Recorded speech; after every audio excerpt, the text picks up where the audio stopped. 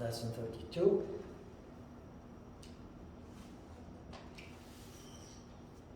Lesson 31, you had an introduction into the philosophy of the Kleshas. Kleshas are considered everything we suffer, every misery that we undergo in life.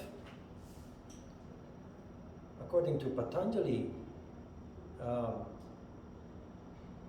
this suffering is attracted by ourselves unknowingly until we become conscious of ourselves and how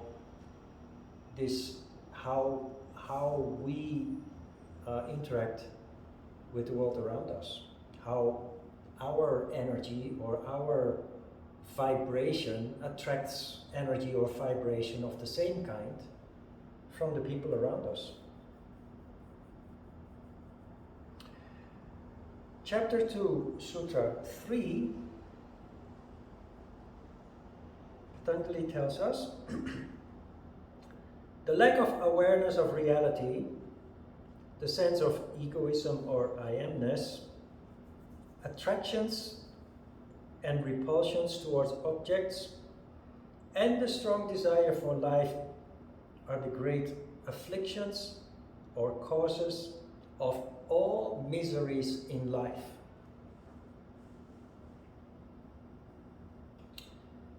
Very interesting what Patanjali does here. He reduces all possible miseries that we can suffer from in life to five categories, 5 issues. The first one is ignorance. He calls it the lack of awareness of reality, but it's ignorance. Ignorance means not knowing.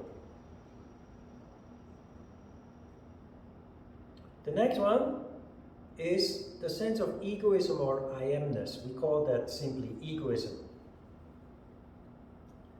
Then you have attractions toward objects, which we translate as attachment. The fourth one is repulsion towards objects, which we translate as hatred or anger. And the last one is the strong desire for life, which we translate as fear. Fear of death. The final stage that most people are in is the stage of fear. When we are born, we are a clean sheet, but we are ignorant. And before we even can manifest, mature and manifest, we become conditioned, we become polluted.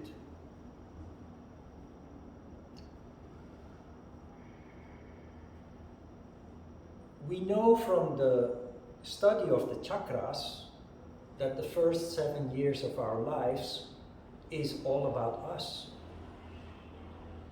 So egoism is a very natural stage to being.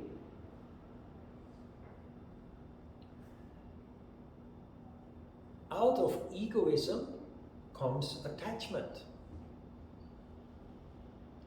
When you become attached, it eventually, naturally leads to what Patanjali calls repulsion, anger, hatred. And the final stage is fear. Now, to give you a practical example to help you to connect these things, look at relationships. Relationships follow this pattern. When you fall in love, love in the beginning is innocent. And you feel like you are with your head in the clouds. And everybody can see that you're happy. But then, if the relationship manifests,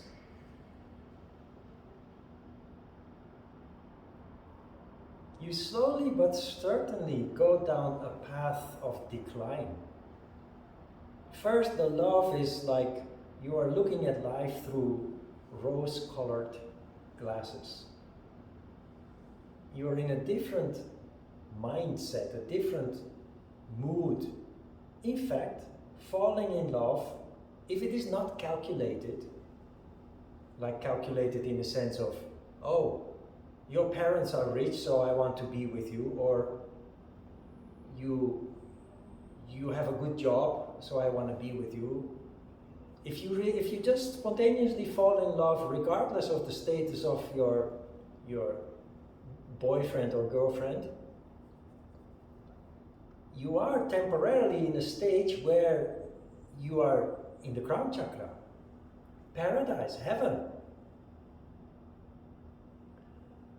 But because you are just a human being and your energy is not always in the crown chakra, your energy drops down. Egoism takes over. You are mine. I want to have you. And I want to be with you for the rest of my life. Also, I don't want you to look at other boys or girls.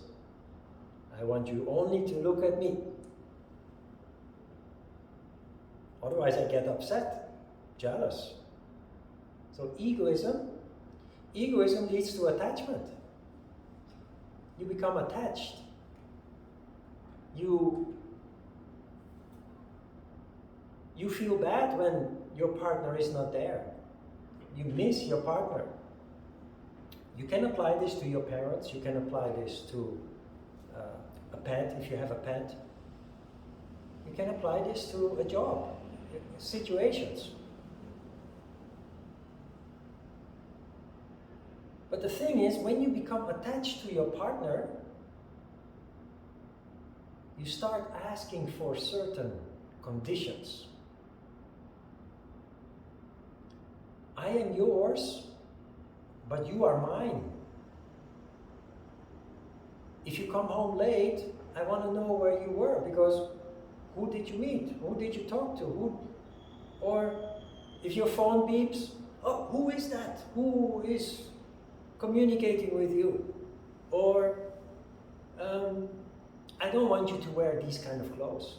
You must wear those kind of clothes. Or etc. So love is not unconditional anymore. You're not in heaven anymore. You become conditional. Out of ignorance, because ignorance is the root of everything that comes after it. The next sutra will tell us that. So very naturally out of attachment comes the next stage, repulsion, anger. You get angry.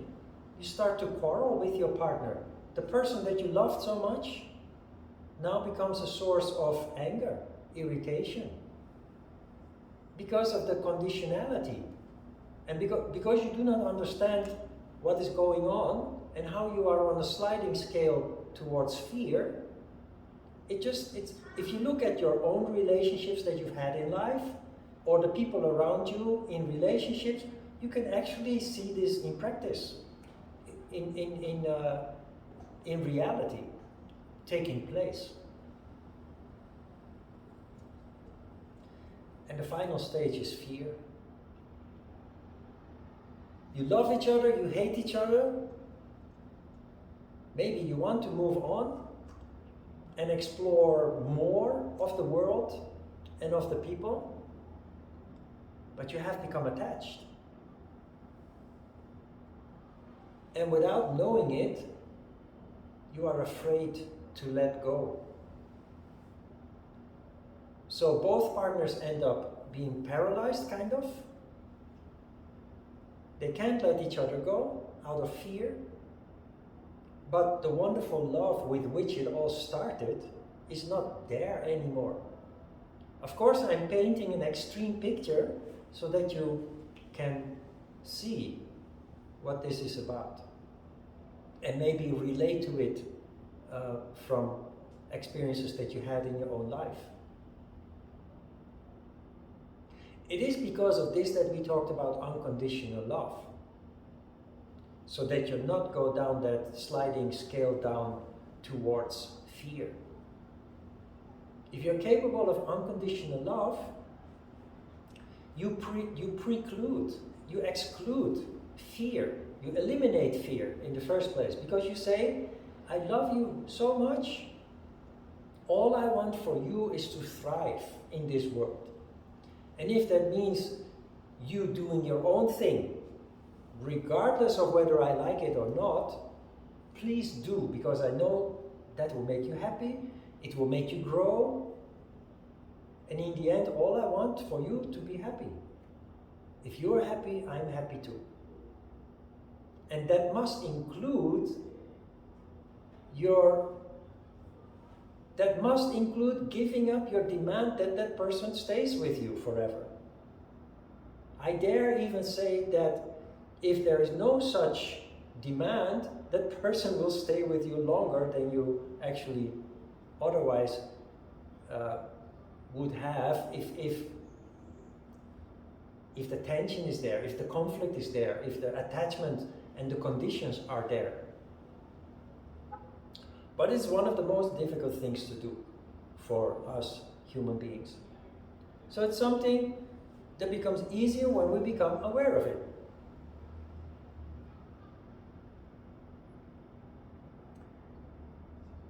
Also, try to see. When we are born, we are a clean sheet. We are toddlers, we are children, elementary school, middle school. We're relatively innocent. We're not concerned about the day of tomorrow in that stage of our upbringing, our development. So children, teenagers, can be full of life, vital energy, full of life. Happy, enthusiastic, full of joy, partying, joking, playing, which we know fuels the crown chakra. So children, teenagers are idealists, are dreamers. And they dream of being able to do things in the future based on their dreams. They're not what they are told to do or educated to do, but something they really would want to do from their heart. This stage ends for most people when they graduate.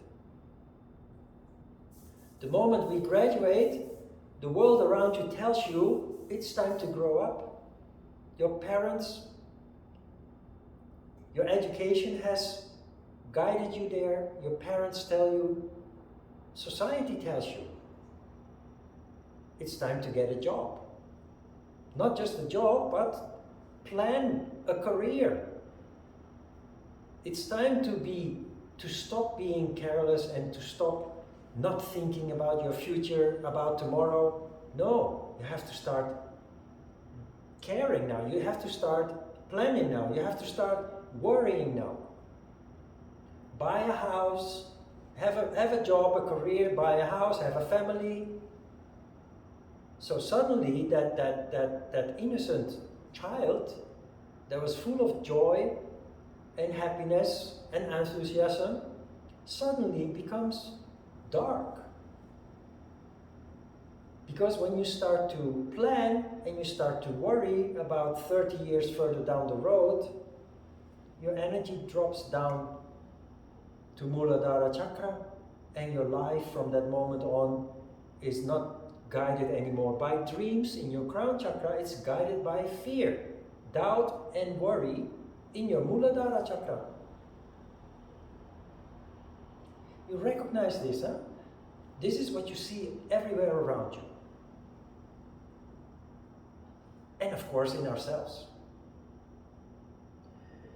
Now you see the story in this handout. It's a long story, I will keep it short, of the sergeant, the bully sergeant in the army. And you may have scratched your head and said, what does this have to do with the Kleshas, and what does this have to do with yoga? Well, the bully sergeant has a function. And that function is to train unruly, rebellious young men, generally men, although more and more women enter the army too, to train them to become professional warriors. And the most important thing for a professional warrior, the biggest obstacle for a professional warrior, for a soldier, a battle soldier, is fear. And an army that cannot control their fear will lose the battle, will lose the war. Because fear leads to panic, and the soldiers, they will all run away instead of trying to win the battle for which they have to fight.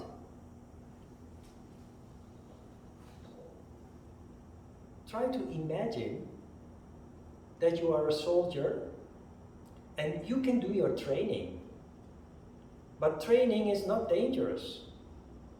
It's just going through the steps and repeating those steps. But now you are being shipped off by plane or by boat or by car to a war zone where actual bombs are exploding and bullets are flying. And left and right, your brothers and sisters are dying. It's very difficult to imagine the tremendous fear that is engulfing those people. The sergeant is there to teach you to overcome fear. And he does that in the beginning by being very unfriendly to the recruits. There are many movies with this storyline where a bus full of recruits that come from all kinds of places in the country, they're being bused into the army camp. They come out of the bus, one with long hair, one with dyed hair, all different kinds of clothes, all different kinds of identities, egos, what have you, and often full of brawn. You know, young men are full of testosterone, they have a big mouth, but that is not enough to win a war. The training in the army is like yoga. It is learning to canalize your energy so that you can manifest in an effective way, in an efficient way. But the biggest obstacle is fear. You know that people who apply for Navy SEALs or the Marines or commandos, the elite forces, the best warriors in the army, they start with a class of 1,000 recruits. And only 50 of those 1,000 initial recruits, they reach the end of the training and they actually become an elite soldier. All those 950 others, they just don't have the qualification. They just don't have it. The bully sergeant is there to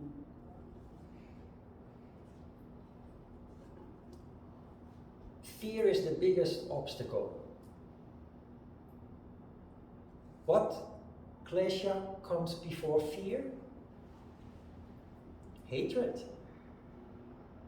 What the bully sergeant does is he forces you to overcome your fear by getting angry. Sounds strange?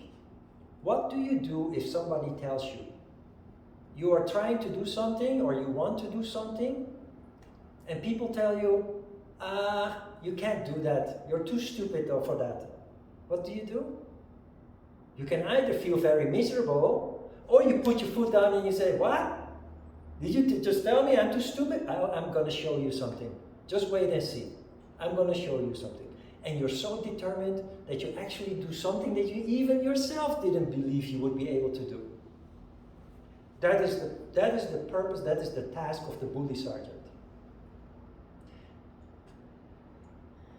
It is a calculated way to create that put your foot down mentality in the recruits.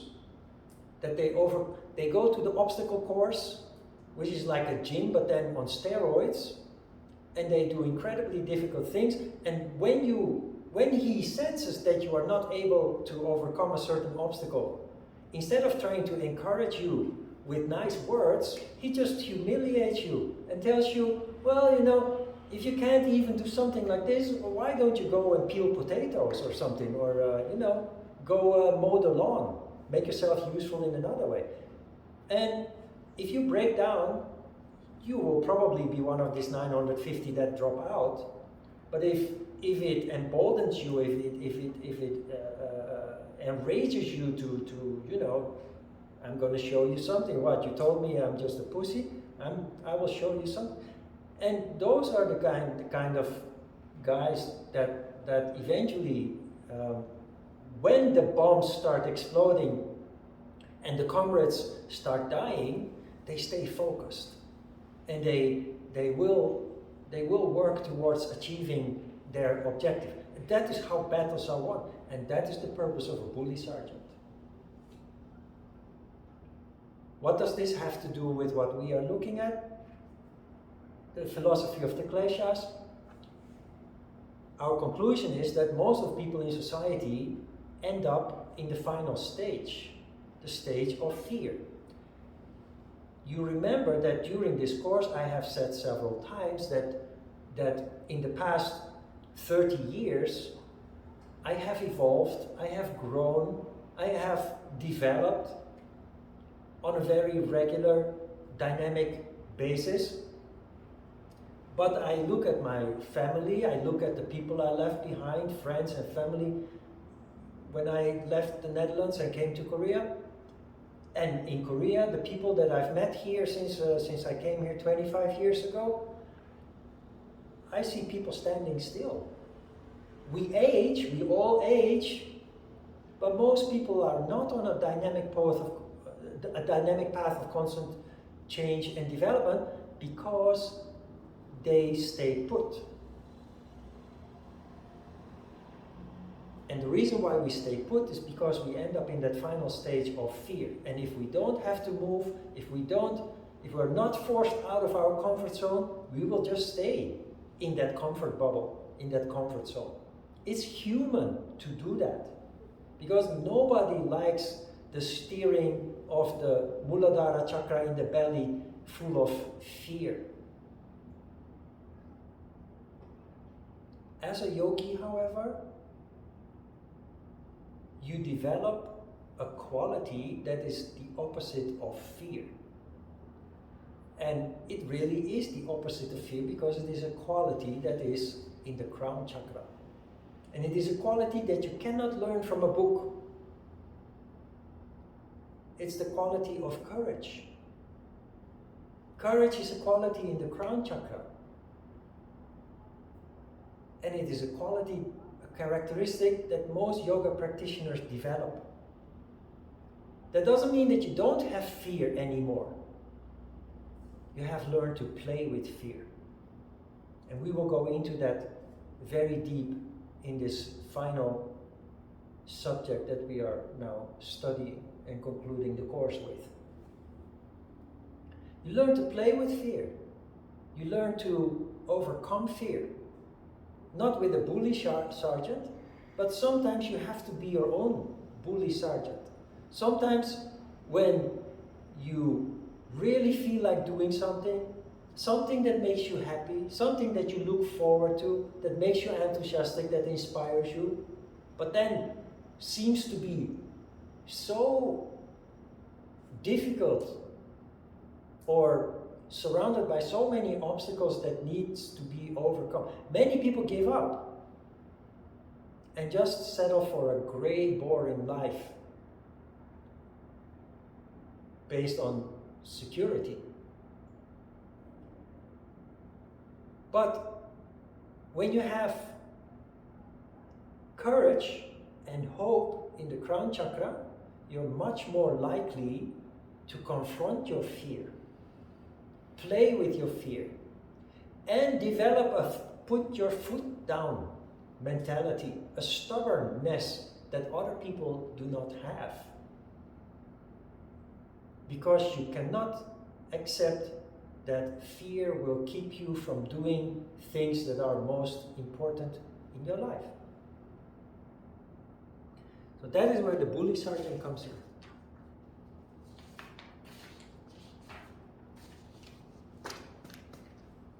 Often in those movies with a storyline like this, you also see that when the recruits have become trained, those that have not dropped out and eventually receive their red beret or their blue beret or their green beret, they receive their stripes. They're now qualified soldiers ready for battle. They often become best friends with the bully sergeant. Why? Because they realize that the bully sergeant actually did a very helpful, important job. They realize that it is because of the bully sergeant and his nasty games that you have overcome your fear and are able to do things you were totally incapable of before.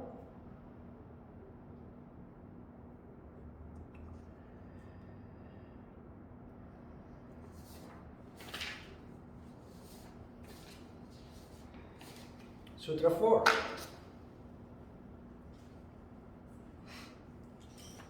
Avidya is the source of those that are mentioned after it, whether they are in the dormant, attenuated, alternating, or expanded condition. Avidya, in the Dutch version of the Hatha Yoga Pradipika, is described as ignorance about reality. So instead of using the Sanskrit word avidya, it used the phrase ignorance about reality. Ignorance about reality, ignorance, which is the first klesha, avidya,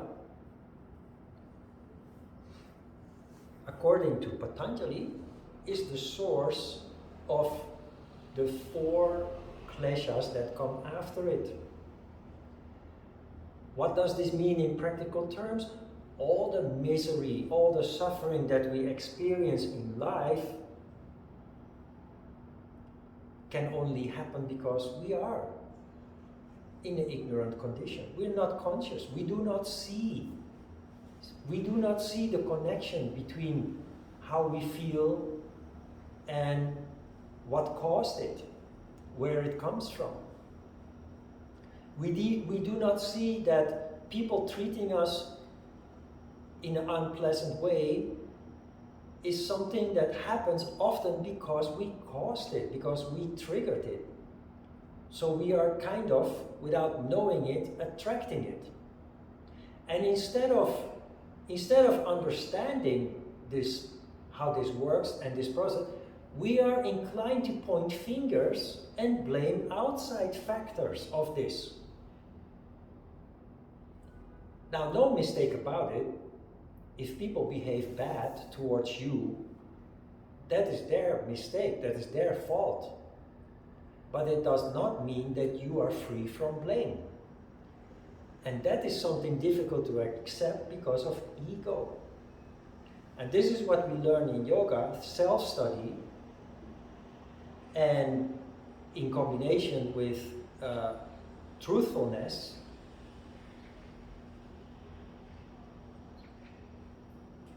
leads us to become bluntly honest with ourselves, regardless of what we discover. We develop the quality or the ability to be self-critical. Ego does not allow most people to be self-critical. We learn to be self-critical, and it opens the doors to be able to deal with this. And you can blame other people for your misery, but once you are not ignorant anymore, it is not important anymore what other people do. What is important is what you did. Because you find out that you can avoid attracting misery.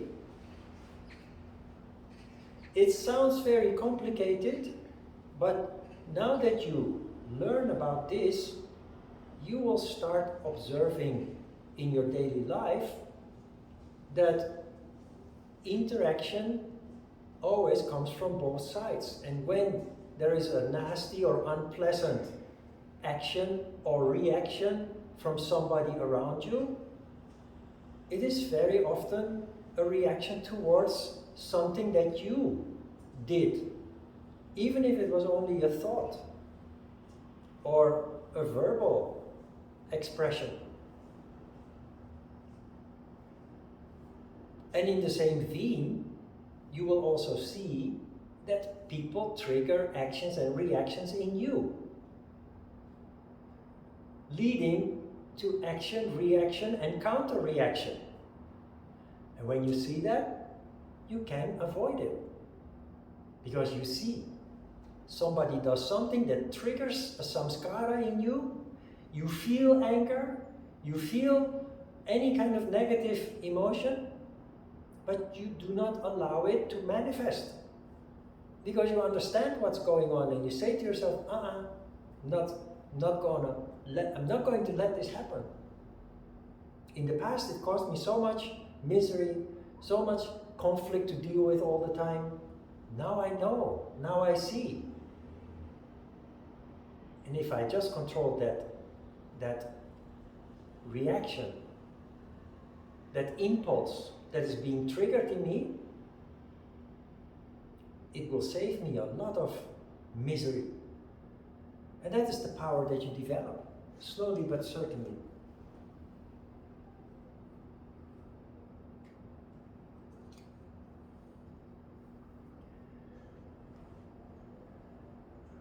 When we talked about pratyahara last week, especially, we talked about blame, guilt,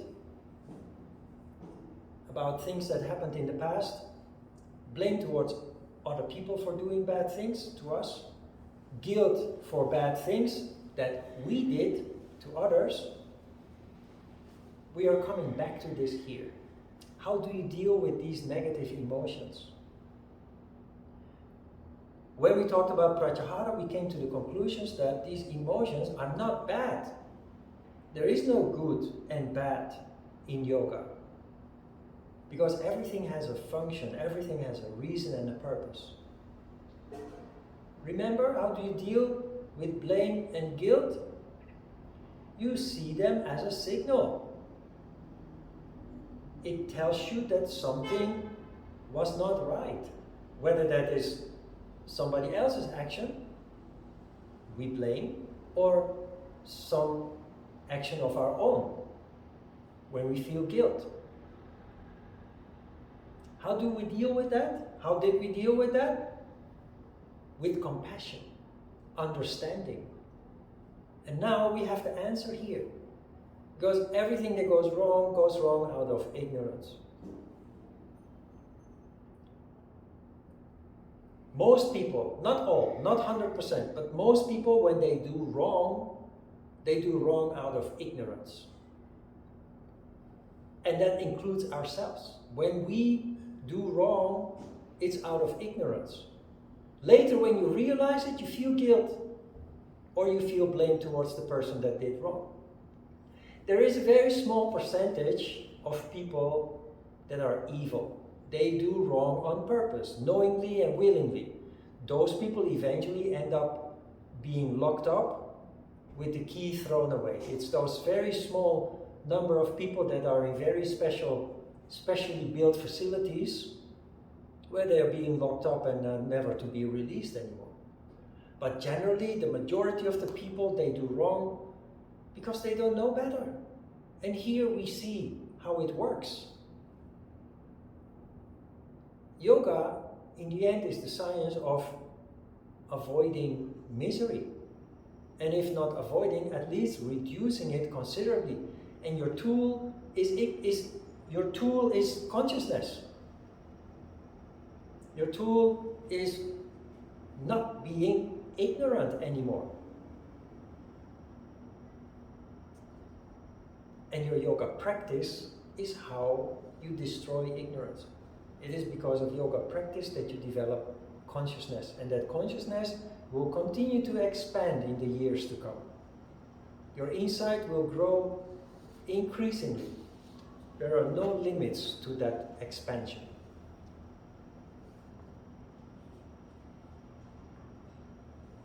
I have somewhere given you an example of compassion. When I told you, when I came to Korea in the beginning, 1997, and I traveled a lot by subway, that I noticed sometimes the harshness of certain people. And I gave you a little bit with a wink, an example of seeing when you are standing there, you see that there is an empty seat, and you move towards that seat to sit down, only to suddenly be pushed out of the way by a harmony, pushing you, shoving you with their elbow to push you out of the way, and sitting on the seat that you were aiming for. The first thing that happens is, of course, rage. What on earth is this? I saw that seat first. And most people keep feeling that rage. Hours later, when they come home, they might even get angry at their children or their partner, just because they're still full of rage, and their partner or their children don't even understand what's going on and why.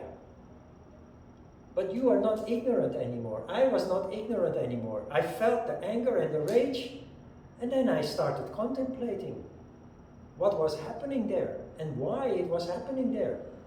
And I realized that there are people with that kind of mentality because they grew up during the Korean War, when there was nothing to eat anymore.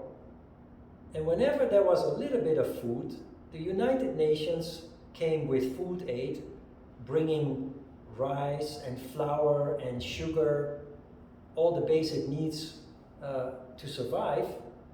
When the truck drove into the village, all the villagers would be waiting there for the truck, and the soldiers would start handing out the bags of flour and the bags of rice and sugar. But there's not enough for everybody. So what do? You push people out of the way with your elbows so that you at least go home with a bag of food, because you have a partner and probably 5-6 children at home who need to be fed, who have been hungry for weeks, sometimes months. That is a samskara in that person.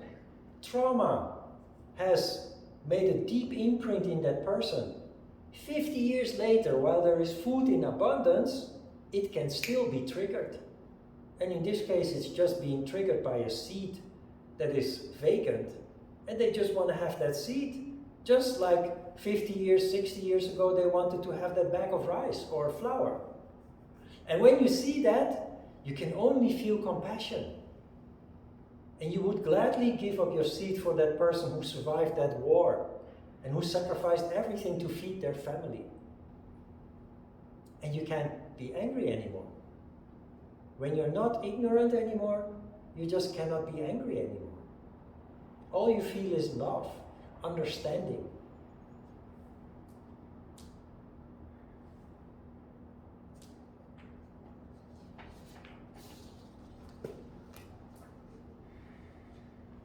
Sutra 5. Avidya, ignorance of the reality, is taking the non-eternal for the eternal, the impure for the pure, evil for good, and non-Atman for Atman respectively.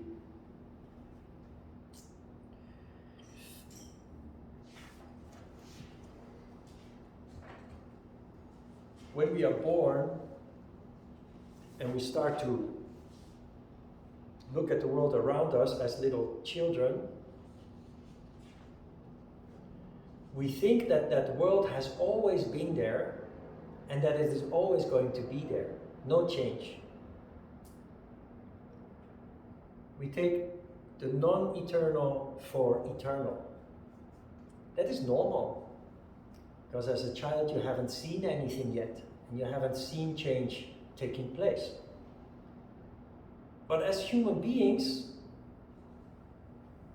even when we're not a child anymore and we have seen change taking place, we have a tendency to still, we take things for granted.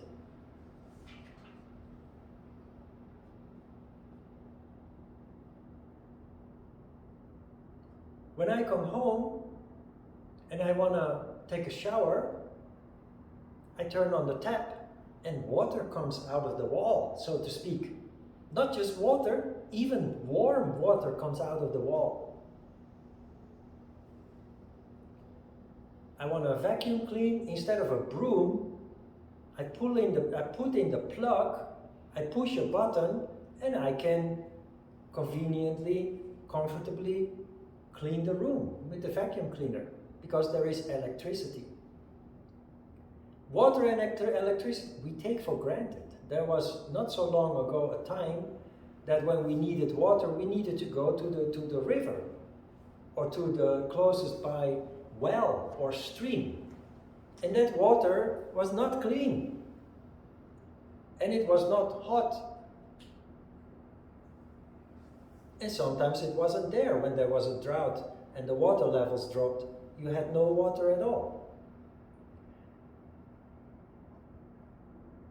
We are so used to this luxury that we take for granted not only water and electricity, but when we are hungry, we go to the supermarket, everything is there. Not so long ago, there was nothing. You had to barter, you had to trade, you had to fight, you had to work in the field, you had to, so many difficult things to be able to feed yourself and your loved ones. What is this about? This is about realizing that we have this luxury. It hasn't always been there, and it may not always be there. It's about valuing that we have this and that we do everything we can to maintain it.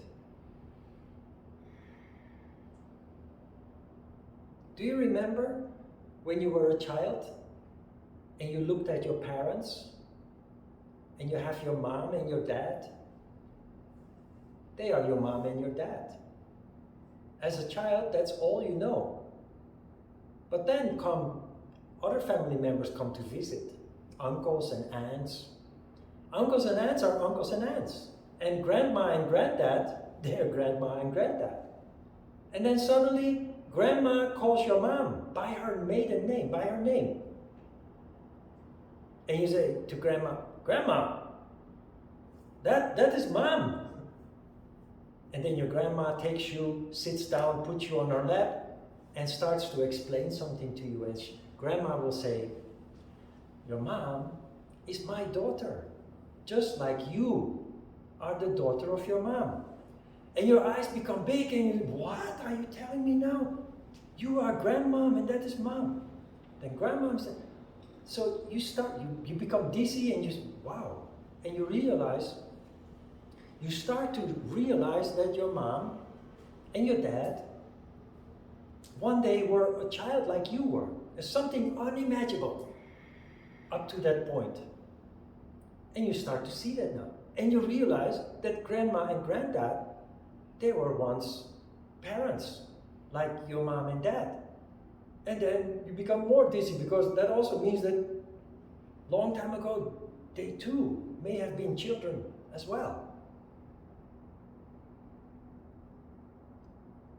That is taking the non-eternal for eternal. You think it, as a child, you think it will always be there, and it has always been there. As an adult, of course, you understand these kind of things, but there are many other things, like the water from the soap, from the water from the drain, from the tap, and the electricity from the sockets, from the plugs. It hasn't always been there, and if we allow this world to fall into chaos, it will all disappear, and people will start fighting again to survive. Taking the impure for the pure. Out of ignorance, you know, we now live in the era of fake news. There's a lot of fake news, and it is distributed by people whose motive is not so pure. We studied purity. It's the first of the niyamas. People have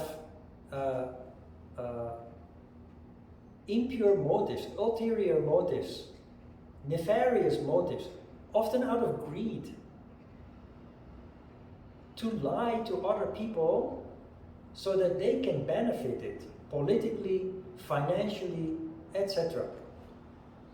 We live in a time that every day we hear about these kind of situations, and especially as a yoga practitioner who more and more starts to see the reality, more and more becomes aware of the reality, you ask yourself, how on earth is it possible that those people don't see that they're being lied to? And you realize, if you look at the statistics, that about approximately 50% of the population in America, in Europe, they believe in the lies. They go along with the lies. And it leads to a lot of conflict and chaos in society, in those societies. That is taking the impure for pure. The people that believe in those lies, you can't blame them. They're ignorant. They're in an ignorant condition. They don't see what you see. And they truly believe in the lies. Taking the evil for good.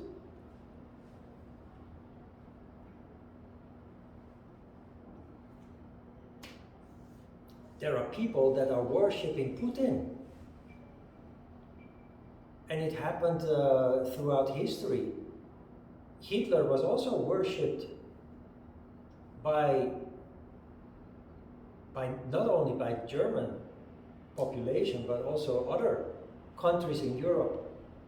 There were people who agreed with him, who went along with him. Taking the evil for good is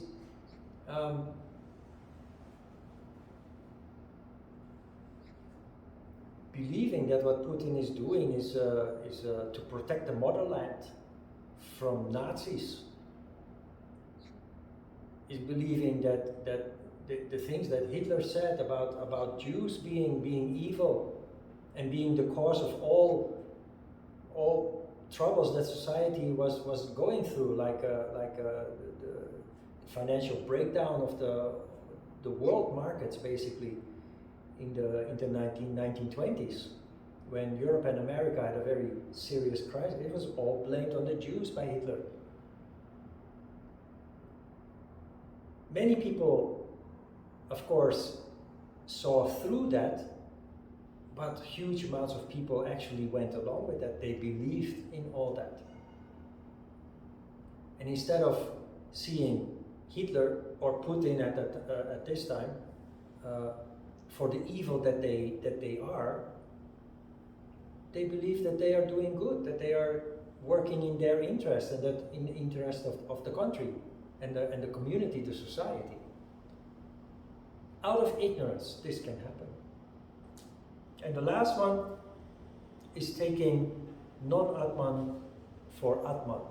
Atman is the soul.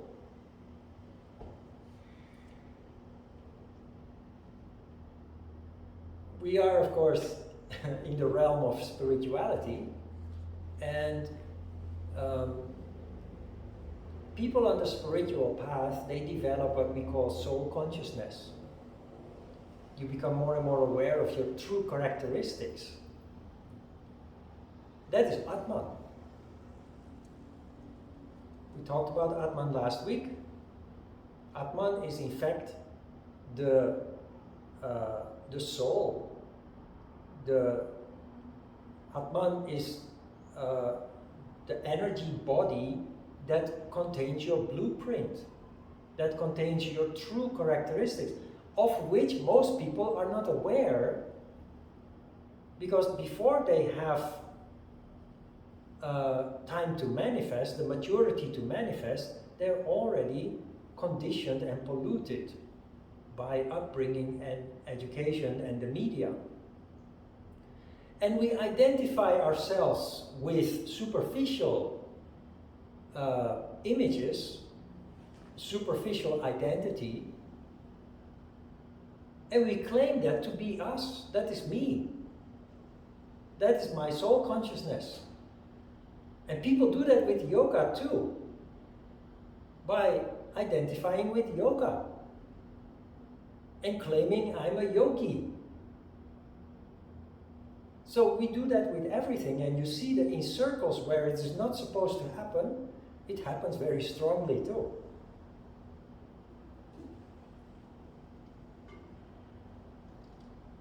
Taking non-Atman for Atman is believing that you are something that you are not. And I think in the society that we live in, that is one of the big,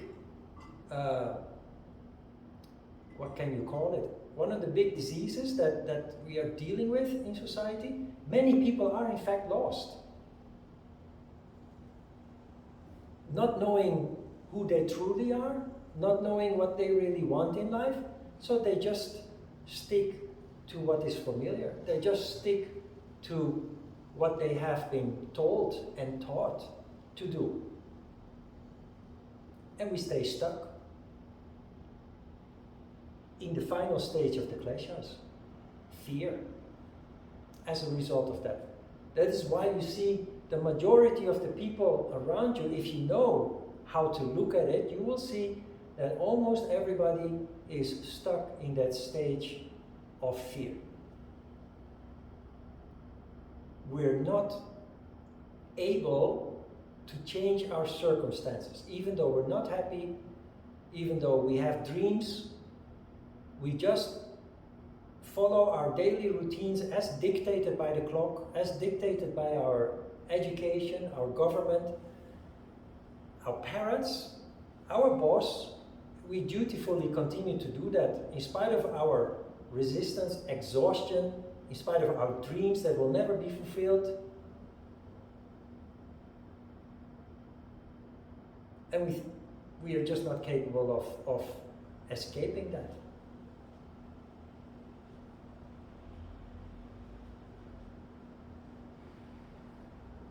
Can you see a little bit where this is going? Yoga and other spiritual practices talk of liberation. You know that, huh? And they will then tell you liberation is, you know, when you reach the highest goal of Buddhahood or Christhood, then you will be liberated. And you scratch your head and you say, what am I supposed to do with this? What can I do with this in a practical sense? Well, that's not what liberation means. This is liberation. This is what leads to liberation. Liberation from what? From the straitjacket. You know what a straitjacket is? A straitjacket is put on people who are crazy and harm themselves and other people. So their arms go into the sleeves, and those sleeves have a cord, and they tie the sleeves behind their back and they can't move. That's a straitjacket. Most people are in a straitjacket of the conditioning that we have undergone by education, by the government, what the government demands from us, expects from us, but mostly because of fear. We are not capable to free ourselves, liberate ourselves from that straitjacket because of fear. And you will start to see that, and that is where liberation starts. Liberation is not some lofty goal that only few people reach, that can call themselves a Buddha or a Christ. I've never met such a person. Or actually I should say, there are many such people. And you will be one of them. You will gradually liberate yourself from all these restraints. Why? Because you will not be ignorant anymore. You will become insightful and wise.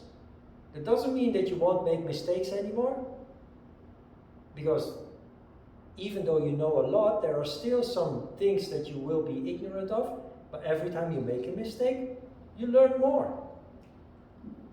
You become even wiser and more insightful as a result of making mistakes. Questions?